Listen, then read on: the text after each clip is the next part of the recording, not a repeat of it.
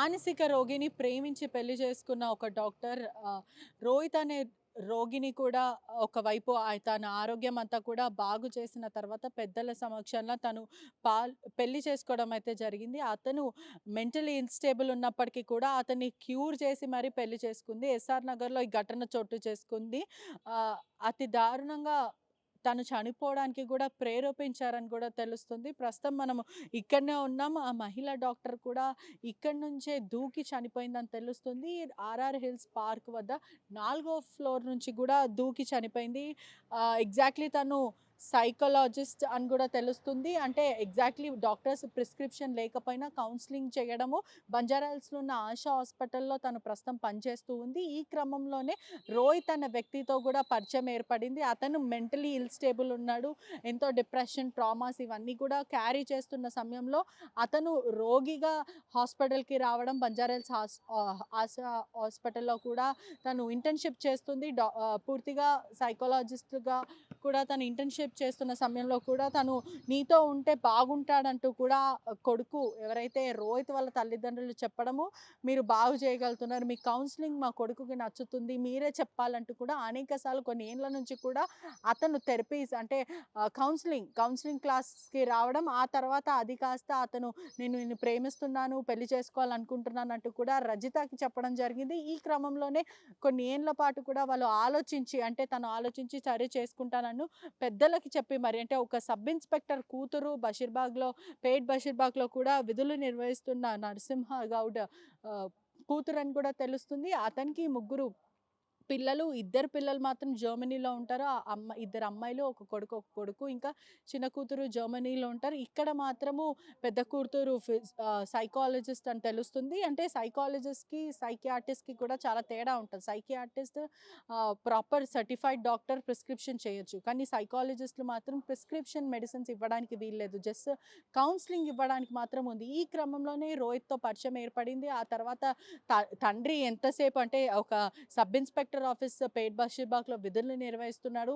కూతురికి నచ్చజెప్పే ప్రయత్నం గూడా చేశాడు. అంటే నీకు సరైన జోడీ కాదు అంటూ కూడా చెప్పే ప్రయత్నం. అతని మానసిక పరిస్థితి బాలేదు. నువ్వేమో చదువుకున్నావు.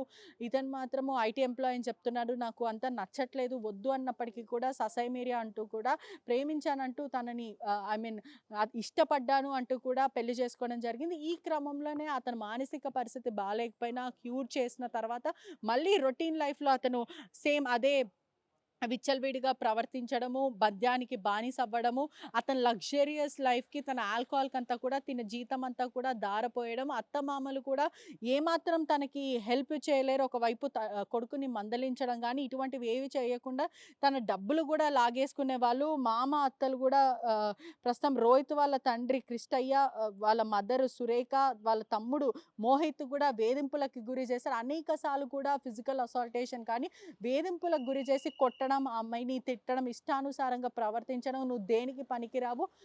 నీ డబ్బులు గూడా మాకే కావాలంటూ కూడా కుటుంబం అంతా కూడా తనని వేధింపులకి గురి చేశారని తెలుస్తుంది. ఒకవైపు రజిత కేటగిరీ చూస్తే అంటే తన గుడ్ కండక్ట్ ఉందని తెలుస్తుంది. తన క్యారెక్టర్ గురించి ఎవరు మాట్లాడినా కూడా చాలా మంచి అమ్మాయి అంటూ కూడా మాట్లాడుతున్న పరిస్థితి. అలాంటి అమ్మాయికి ఇలా జరగడం చాలా బాధాకరమైన విషయము.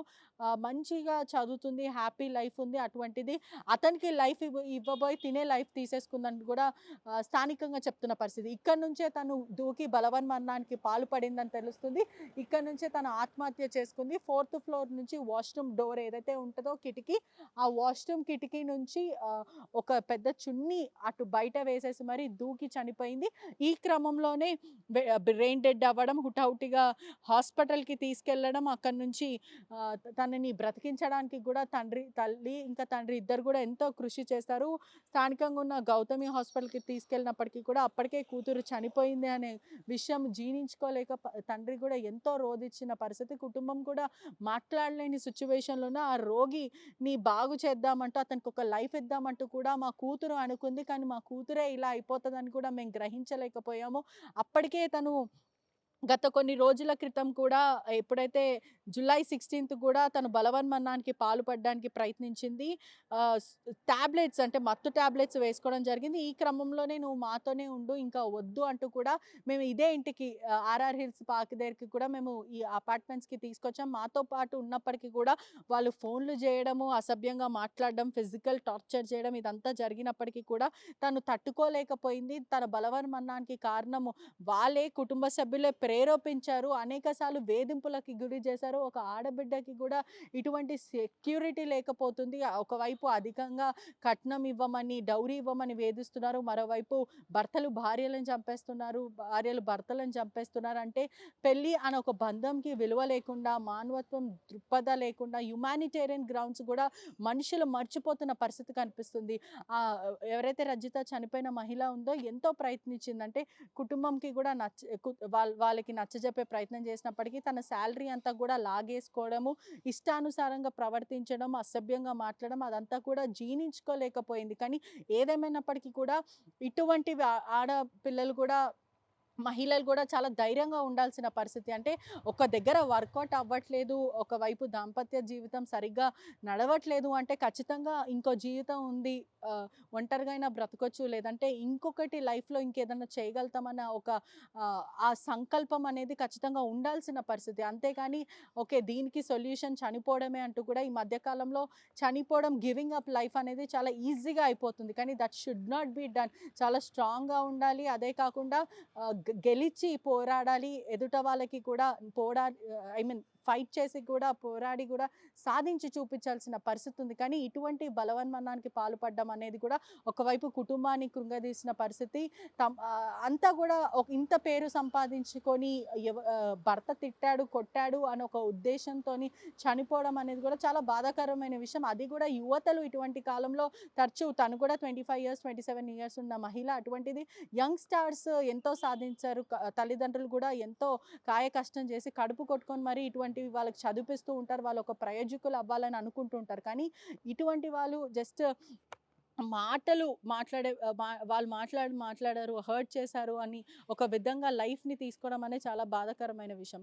కెమెరామ్యాన్ గణేష్‌తో పోలీసులు కూడా రిపీట్ పోలీసులు కూడా ఎస్ఆర్ నగర్ పోలీసులు కేసు నమోదు చేసుకొని దర్యాప్తు చేస్తున్నారు. భర్తని మీదతో పాటు కుటుంబ సభ్యుల మీద కూడా కేసు నమోదు చేసిన పరిస్థితి అయితే కనిపిస్తుంది. అసలైన తొలి వెలుగు. ఫాలో వాట్సాప్ @తొలి వెలుగు అఫీషియల్.